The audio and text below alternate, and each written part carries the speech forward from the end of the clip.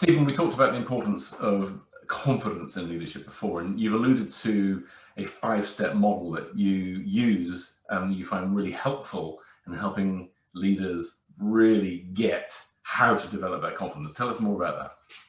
Alex, yeah, I've developed a 5-step model that pinpoints 5 key areas. And the first one is knowledge. So leaders who are in a situation where their confidence is knocked because they don't understand certain areas of the business, they can go and get that knowledge. They can ask people. They've got very capable people they work for. Get the knowledge. That's a big one, because the more you know, the more confident you feel.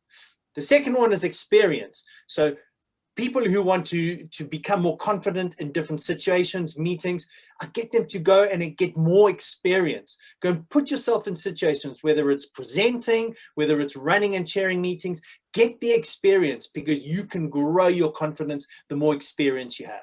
And that's interesting, isn't it? Those are two, if you like, hard areas, as in their objective.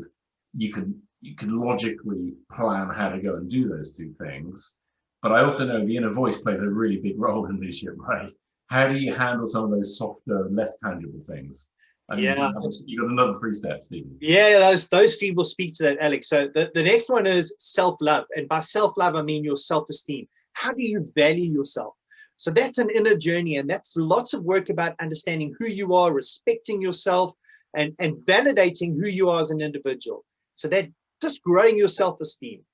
The other one is self-belief. And self-belief is just knowing no matter what I face, what situations I am in, I will be okay.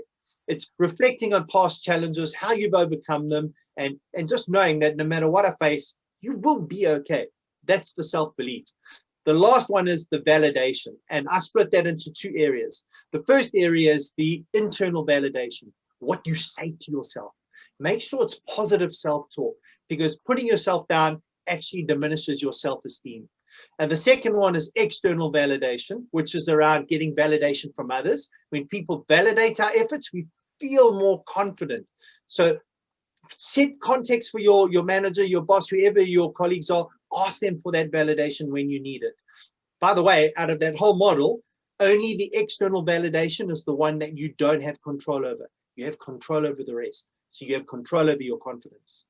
And that's interesting, Stephen. So in effect, for almost all of those elements, so out of the 5 elements, 4.5 out of the 5, you can kind of build a plan about how to go and do that. Absolutely. Which will help your confidence. Absolutely. Okay, thanks, Stephen.